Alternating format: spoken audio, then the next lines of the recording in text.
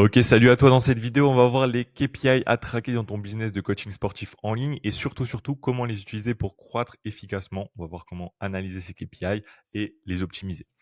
Petit disclaimer, avant, si tu me connais pas encore, je m'appelle Giovanni, j'aide les coachs sportifs à développer leur activité sans formation, sans coach. Je suis pas un coach de coach non plus. Je suis vraiment un partenaire de croissance.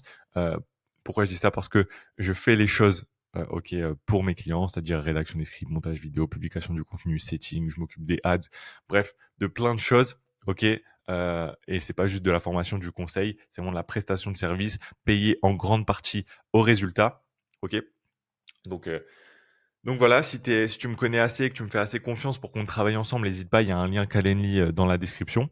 Et si tu es juste coach sportif et que tu veux développer ton activité sans forcément payer 5 000 € dans une formation ou un coaching ou même tout simplement déléguer ton acquisition tout de suite, n'hésite pas à aller checker l'ensemble de mes contenus qui vont te permettre, qui sont sans bullshit, hyper actionnables, qui vont te permettre de mettre en place ce gel funnel et de générer tes premiers euros en ligne. Ok. Aussi, disclaimer, si tu connais pas ce que ça veut dire social funnel, que tu n'es pas à l'aise avec la follower ads, etc., cette vidéo, elle n'est pas forcément faite pour toi tout de suite. Je t'invite à aller checker d'autres de mes vidéos, notamment le plan d'action sur 30 jours, qui va t'expliquer qu'est-ce que le social funnel, comment le mettre en place dans ton activité en moins de 30 jours et signer 5 à 10 nouveaux clients premium par mois tous les mois. Cette vidéo, elle est faite pour ceux qui connaissent déjà le social funnel et qui ont envie de savoir quelles métriques analyser, comment les analyser et comment faire en sorte que le social funnel et la follower ads soient la plus performante possible. Ok. Donc, on va aller tout de suite dans le vif du sujet. Donc, j'ai sélectionné plusieurs KPI. Ok, c'est les KPI que je traque avec mes clients. C'est les plus importantes. Ok, c'est celles qui vont me permettre vraiment d'avoir un visu sur qu'est-ce qui bloque, comment améliorer, pourquoi tu n'as pas les bons résultats et comment scaler efficacement. Tu peux aller chercher des KPI un peu plus, d'autres KPI, etc., si tu aimes les chiffres, etc. Mais moi, je te dis que, enfin, personnellement, c'est ces KPI-là qu'on va aller analyser et c'est pour moi les plus parlantes. Ok, bien entendu, là, c'est vraiment sur du KPI publicité, follower ads. Il y a d'autres métriques à analyser dans ton business de coaching, notamment voilà, ton taux de satisfaction, etc., ton taux de recommandation, par exemple. Ok, mais ça, c'est des métriques qui sont plus éloignées, on va dire, de la publicité.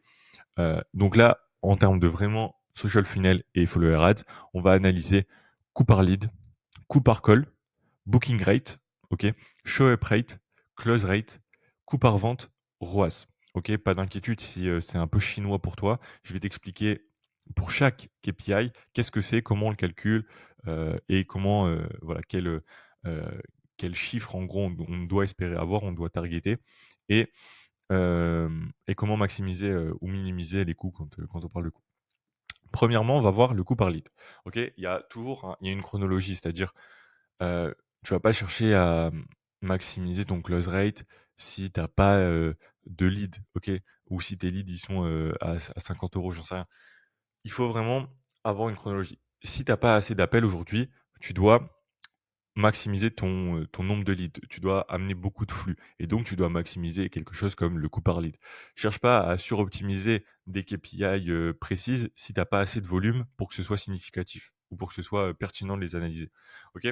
Donc, tout d'abord, le coût par lead. Ok, quand on fait une follower ad, les leads représentent littéralement les nouveaux abonnés. Un lead, un nouvel abonné. Enfin, un nouvel abonné égale un lead.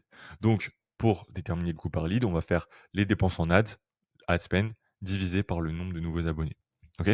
Et grâce à une bonne follower ad, au social funnel, on doit avoir des abonnés entre 50 centimes et 2 euros.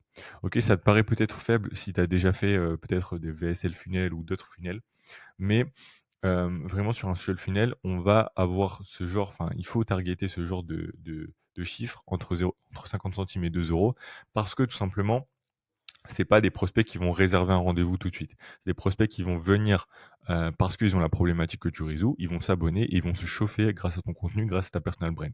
Ok, donc c'est normal que c'est un peu plus faible. On va aller chercher peut-être un peu plus de volume pour chauffer et créer vraiment une boule de neige. Donc, entre 50 centimes et 2 euros. Si t'as pas ces chiffres aujourd'hui. Tu as lancé une follower ads, mais t'as pas des leads entre 50 centimes et 2 euros. On va voir pourquoi, enfin, qu'est-ce que tu peux améliorer, pourquoi ça bloque. La plupart des gens, vous pensez que c'est à cause de votre paramétrage de votre campagne. Ça, c'était peut-être vrai en 2015-2018, mais c'est plus le cas aujourd'hui. Meta est très, très puissant, OK? Il va réussir à analyser ce que vous dites dans votre publicité. Il va réussir à montrer votre publicité aux bonnes personnes. Donc le paramétrage de la campagne, c'est la cause de c'est seulement 5 de, comment dire? Je trouve pas ma phrase, mais c'est, seulement 5 de ta réussite ou ton échec. OK? Ce qui va être beaucoup, beaucoup plus important, c'est ta créative, 60. OK? C'est plus de 50 de ta réussite grâce ou à cause de, ta créative. OK?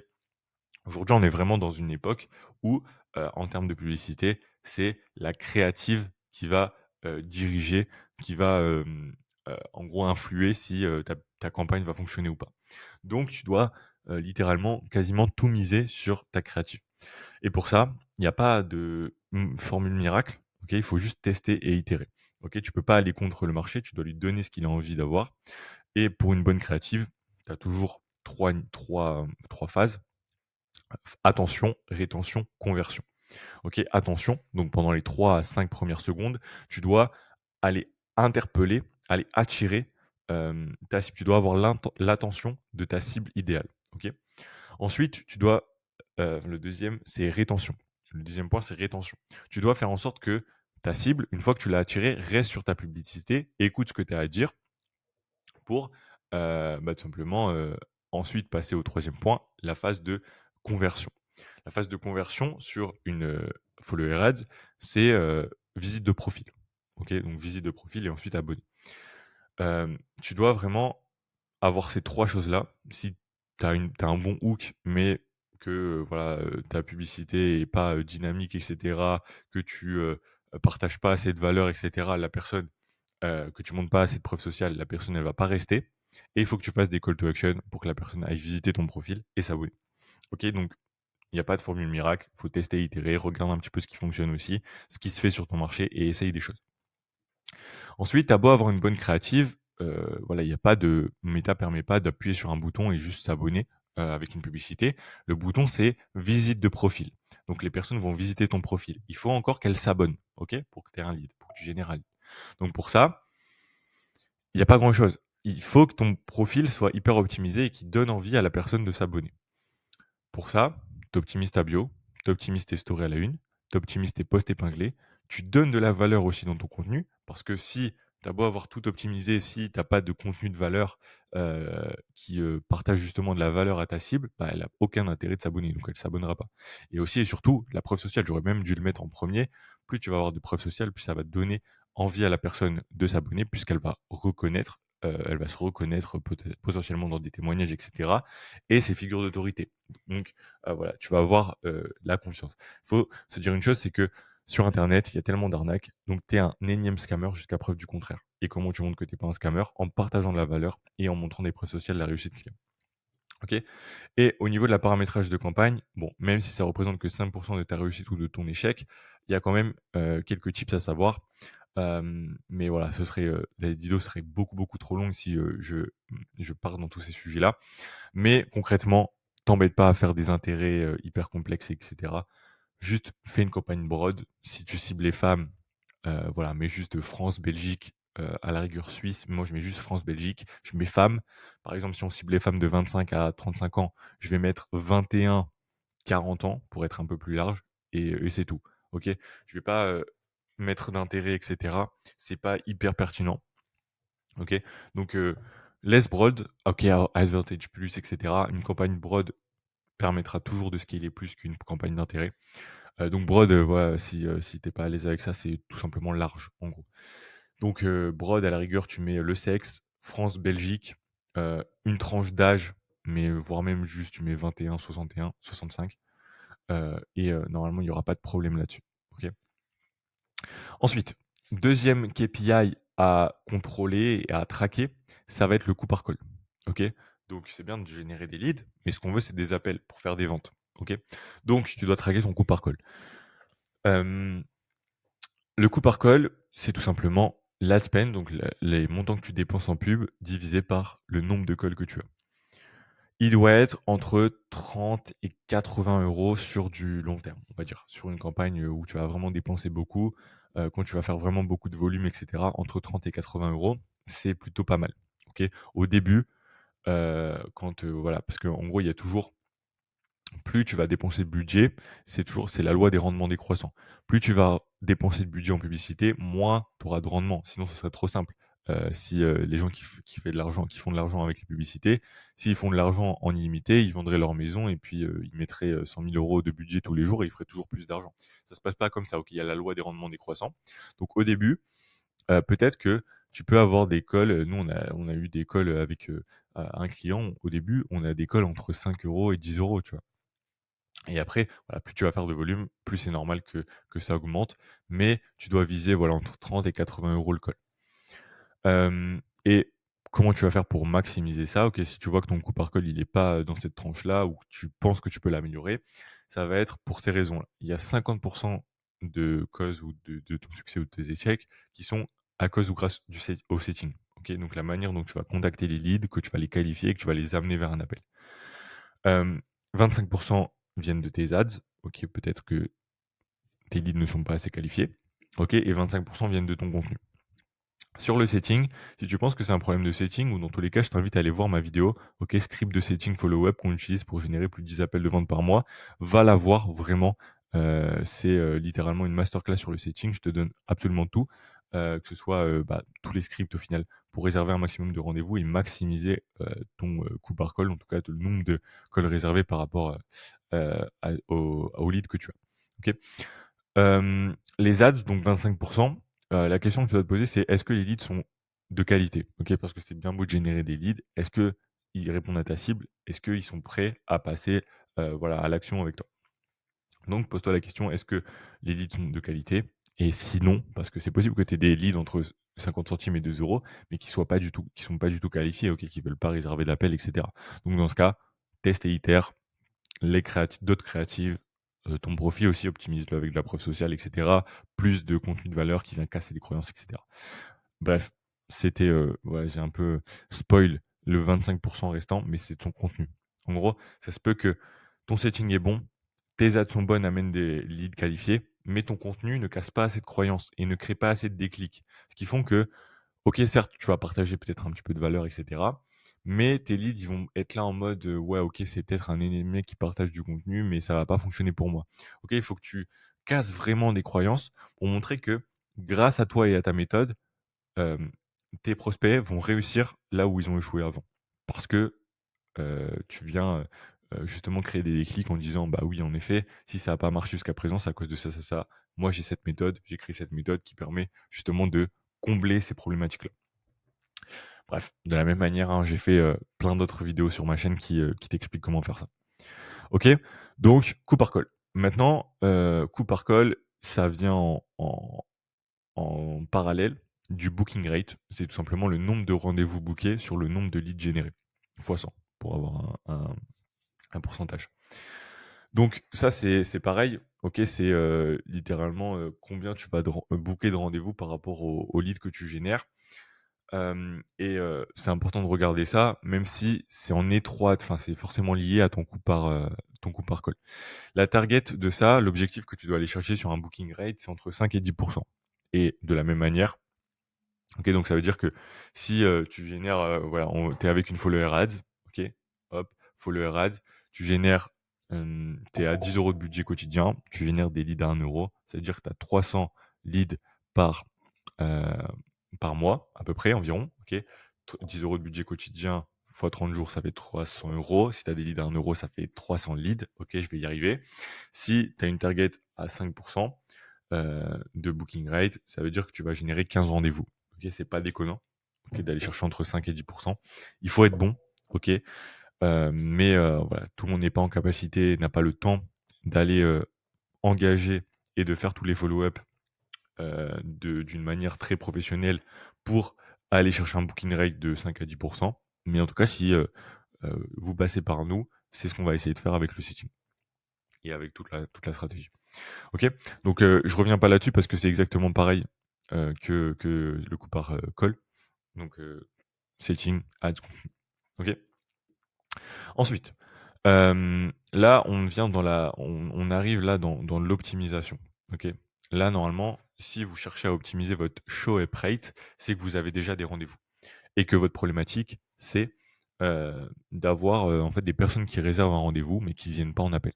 OK, donc ça, c'est ça, on a tous cette problématique à un moment donné quand on génère des rendez-vous, de vente, c'est qu'on a un show up rate qui est grandissant si on met pas en place les bonnes choses et bah, tout simplement, ça peut nous faire perdre du temps, c'est chiant, OK, surtout. Donc le show up rate, c'est le nombre de personnes qui se présentent à l'appel sur le nombre de rendez-vous pris fois 100 pour avoir un pourcentage. OK? Donc la target, c'est vraiment d'aller chercher 60-70-80 de show up rate. OK? Hem, Parce que, bah, voilà, si la personne réserve un rendez-vous, il faut, qu'elle vienne et si, vous avez un show up rate en dessous de 70-80, vous perdez des ventes et c'est dommage d'avoir fait tous ces efforts-là pour ça. Donc, il y a quelque chose que vous pouvez mettre en place. Donc, déjà, la durée de la entre la réservation et l'appel.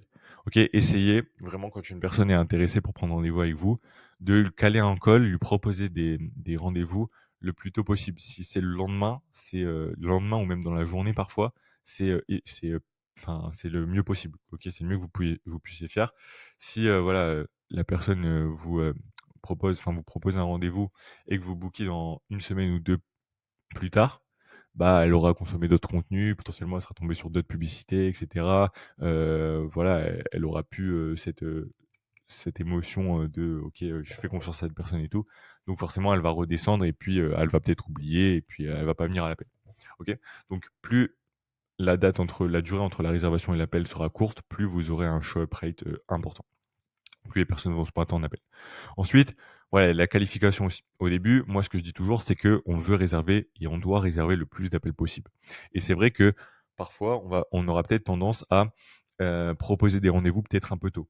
OK? Et c'est OK au début. Mais au bout d'un moment, quand vous avez beaucoup de volume, eh ben, vous n'avez pas de temps à perdre. Et donc, il faut que vous qualifiez un peu plus les personnes pour être sûr qu'elles sont motivées, etc. et qu'elles vont venir au rendez-vous. Donc, il y a aussi une part de qualification qui est importante pour augmenter le show up rate. Ensuite, il y a quelque chose, ça c'est pareil, c'est de l'optimisation. OK, au début, on n'aura pas tous ces systèmes-là, mais c'est du workflow de pré-appel. Qu'est-ce que vous allez faire entre, le moment où la personne réserve un appel et le moment où, bah, elle est effectivement en appel avec vous? Et ben, vous avez toutes des techniques, OK, des astuces, il faut créer un workflow de pré-appel. OK. Au début, ça va juste être un rappel sur WhatsApp: «Salut, toujours bon pour l'appel de tout à l'heure». OK, rien que ça, OK, ça va augmenter votre show rate. Si vous le faites pas, voilà, ça va être compliqué pour vous. Donc rappel WhatsApp, double confirmation, ça veut dire, vous réservez un appel, donc soit, la personne, elle réserve sur, Calendly et direct sur YouTube, vous allez lui renvoyer un message pour confirmer ou vous allez, la attendre que, elle accepte dans son, calendrier directement. OK, vous pouvez lui envoyer un message, heu, directement pour confirmer. Ensuite, ce que vous pouvez faire aussi, ce qui c'est mais ça c'est on a les plus grandes équipes commerciales, c'est de faire un appel de setting. Alors je sais pas si on appelle ça un appel de setting, mais en gros, c'est pour confirmer le rendez-vous. Que la personne réserve un rendez-vous et la veille, vous allez l'appeler, vous avez son numéro, vous allez l'appeler ou même le matin même, par exemple. «Salut, OK, je voulais juste, voir avec toi si c'était toujours bon pour cet après-midi». OK, voilà. Au moins la personne, elle est rappelée, c'est très professionnel. Vous pouvez faire ça, OK, si vous avez un peu de temps. Et si vous avez une équipe surtout avec des setters, bah, n'hésitez pas à faire ça. OK et après, il y a aussi la manière dont vous allez, nurturer votre prospect entre le moment où il a, réservé un appel et le moment où il vient en appel. Donc, typiquement, ce qu'on peut faire, c'est, envoyer des témoignages. OK, bah, voilà, en attendant notre rendez-vous, j'ai pensé à ce témoignage-là, à cette cliente-là qui était dans la même situation que toi et qui, a, bah, voilà, atteint son objectif. Je t'envoie ça, histoire de t'envoyer un petit peu de motivation. OK, par exemple. Ou sinon, la vidéo de valeur. OK? Vous pouvez envoyer, des vidéos de valeur ou des vidéos qui expliquent un peu le plan d'action que vous allez mettre en place, si vous travaillez ensemble. OK, des vidéos qui vont en fait, l'idée c'est de nurturer, de relancer avant l'appel en partageant de la valeur. Soit via, vraiment de la valeur pure et dure, soit en fait, dans tous les cas, il faut que vous mettez en avant de la preuve sociale dans ce genre de vidéo. OK? Donc show up rate. Ensuite, désolé la vidéo sera un peu longue, mais vraiment mon but c'est de vous partager un max de valeur hyper tenable sans bullshit. Donc voilà, je vais pas faire des cuts, je vais pas faire, de l'approximation, je vais aller vraiment au cœur du sujet pour vous partager un max de valeur. Alors, heu, j'espère que ça va pas bugger, j'ai des petites notifs bizarres. OK. Donc maintenant le close rate. Donc ça, le close rate, c'est en gros votre taux de closing, c'est-à-dire le nombre de ventes divisé par le nombre d'appels réalisés, fois 100. Donc voilà, en gros, si vous avez 100 appels, combien vous allez en closer? Donc un bon taux de closing entre 30 et 50. Sur un social funnel, on peut vraiment aller chercher les 50, là où sur d'autres funnels, ça va être compliqué. Parce qu'en fait, sur un social funnel, les gens vont vraiment vous connaître, vont avoir le temps de consommer votre contenu et cetera. Là où, sur des funnels VSL, par exemple, les gens ne vous connaissent pas, voient une publicité, réservent un rendez-vous, en ayant, voilà, consommé très peu de votre contenu. Donc c'est pour ça que vous allez arriver en appel avec des gens qui vous connaissent beaucoup moins, qui vous font déjà moins confiance et bah, tout simplement, du coup, il va falloir être très bon en closing pour, les convaincre. Là où un seul funnel, vous pouvez avoir des compétences en closing qui sont un petit peu plus faibles parce que vous avez établi la confiance au préalable et donc les appels sont, quasiment des appels d'inscription. Donc pour atteindre ce close rate à 30 entre 30 et 50, il y a plusieurs points. Pareil, de la même manière, la plupart d'entre vous pensez que si vous avez un close rate qui est trop faible, c'est à cause de vos compétences en closing, vos compétences en vente. Pourtant, tout ne se joue pas sur l'appel de vente, OK? Il y a beaucoup de choses qui se jouent avant, notamment sur la préqualification. Est-ce que vos ads vont vous ramener des prospects assez qualifiés? Est-ce que le setting a été bien fait avec la qualification? Est-ce que, vous avez passé assez de temps avec le prospect pour qu'il soit assez qualifié et assez motivé pour passer à l'action en appel? Est-ce que vous n'avez pas réservé votre appel trop tôt? Est-ce que vous avez bien géré votre nurturing? Est-ce que votre contenu est bon, partage assez de valeur, montre assez de preuves sociales, et cetera? OK, donc il y a toute cette pré-qualif qui va aussi déterminer si en appel de vente, ça va bien se passer ou pas. OK.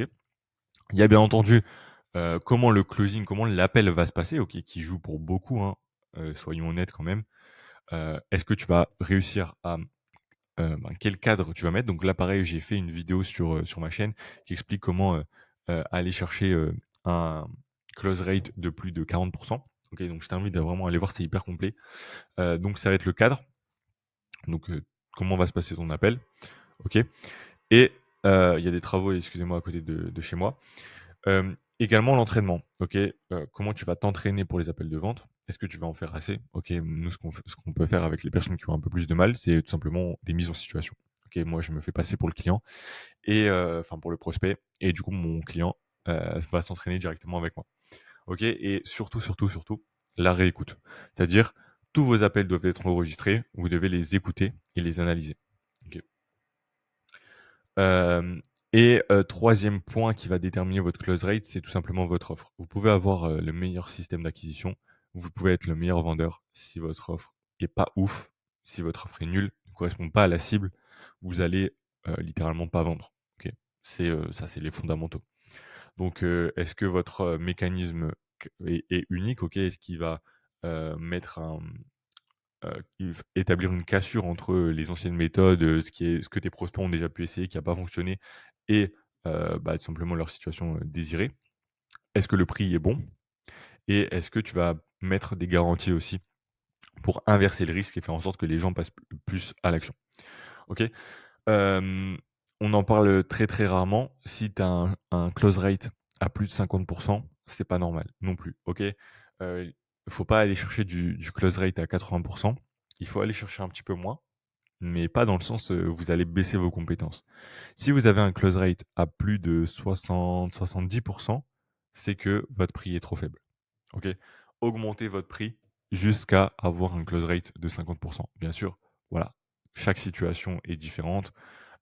Si tu me dis, tu as, un close rate de 80 mais que tu as fait que 3 appels, OK, augmente pas tes prix tout de suite. Il faut avoir assez de volume pour, que la data soit pertinente, hein. C'est comme tout, c'est comme, quand on fait des études scientifiques.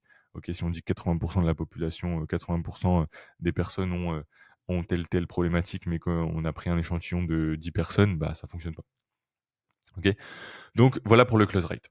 Ensuite, les 2 dernières KPI que je voulais, parler, pour lesquelles je voulais, vous partager et qui sont, littéralement les plus enfin, hyper importantes, OK?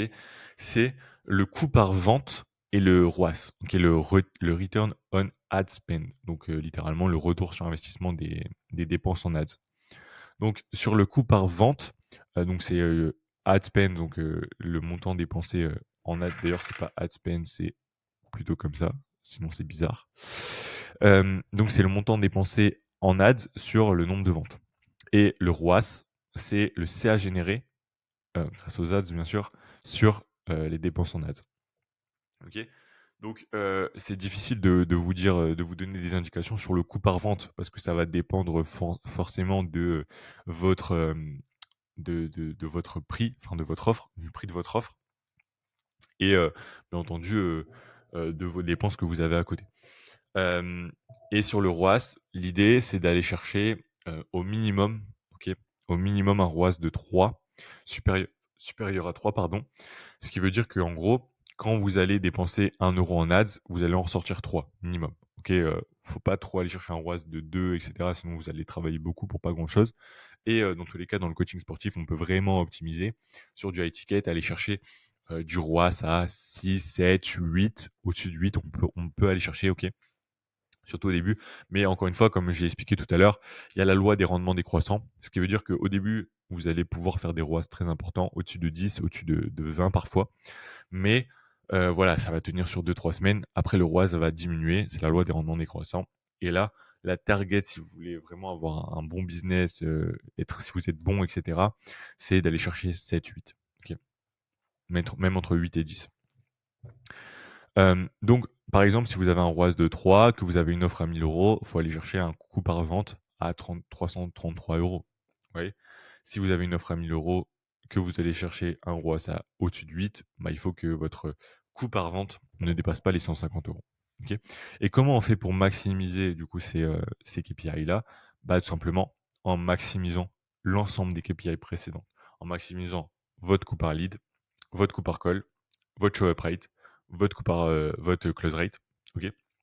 Donc, c'est tout simplement, des indicateurs qui sont un peu plus généralistes, qui vont, montrer un petit peu, la fiabilité et la rentabilité de votre système d'acquisition et toutes les KPI que je vous ai présentées avant permettent de comprendre vraiment ce qui fonctionne pas, OK?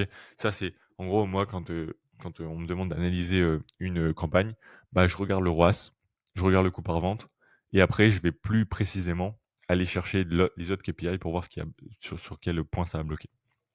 OK? Donc maximiser l'ensemble des KPI précédentes, faire suffisamment de quantité, bien entendu, hein. Il y a pas encore une fois, il faut pas, analyser ces KPI et se dire que ça fonctionne pas si vous avez, dépensé 10 €. OK? Dépensez au moins pendant une semaine, voir, le ROAS, voilà, c'est impertinent de l'analyser sur un mois, sur plusieurs semaines. OK? Donc faire suffisamment de quantité. Il faut pas oublier que la quantité, annule la chance. OK, c'est possible que, hem, bah, voilà, vous lancez une campagne et que vous tombez direct sur les prospects chauds. OK, vous dépensez 10 €, et vous avez une vente à 1 000 €. Bon, OK, on fait pas un ROAS le ROAS il est de fois 100, mais voilà, c'est pas, pertinent de dire que je fais des ROAS de 100. Donc faire suffisamment de quantité pour annuler la part de chance et tester et itérer continuellement. OK. Hem, Vous pensez avoir un bon ROAS, OK. Continuez de tester et d'itérer parce que potentiellement vous pouvez aller chercher un meilleur ROAS. OK. Bon voilà, c'est tout pour cette vidéo qui a duré, vraiment, très longtemps, mais je pense qu'elle était pertinente. J'espère qu'elle vous a partagé un maximum de valeur, qu'elle vous a aidé, qu'elle vous a aiguillé sur certains points et cetera. Heu, c'est toujours un plaisir pour moi de vous partager énormément de valeurs. N'hésitez pas à aller checker les autres vidéos de ma chaîne, pour, voilà, développer votre activité davantage. Si vous voulez qu'on travaille ensemble, c'est avec grand plaisir encore une fois. OK, j'ai pas de place illimitée parce que, comme encore une fois, moi je paye à la performance, donc je mise beaucoup sur les clients que je prends et donc voilà, ça me limite en temps. On met en place le social funnel pour vous, on s'occupe de tout, scriptage, montage, publication du contenu pour le contenu organique et pour les ads, OK? On s'occupe bien entendu de l'analyse de tous les KPI, on s'occupe également du setting et on fait du consulting aussi sur, vos closings, c'est-à-dire qu'on va analyser vos appels parce que étant payé à la performance, ça rentre aussi, bah, dans notre intérêt que vous ayez beaucoup de closing et cetera, beaucoup de ventes. Donc voilà, si vous voulez qu'on travaille ensemble et qu'on en discute davantage, n'hésitez pas à réserver votre appel ou à me contacter directement sur Instagram. duo-sub, et puis voilà, quoi.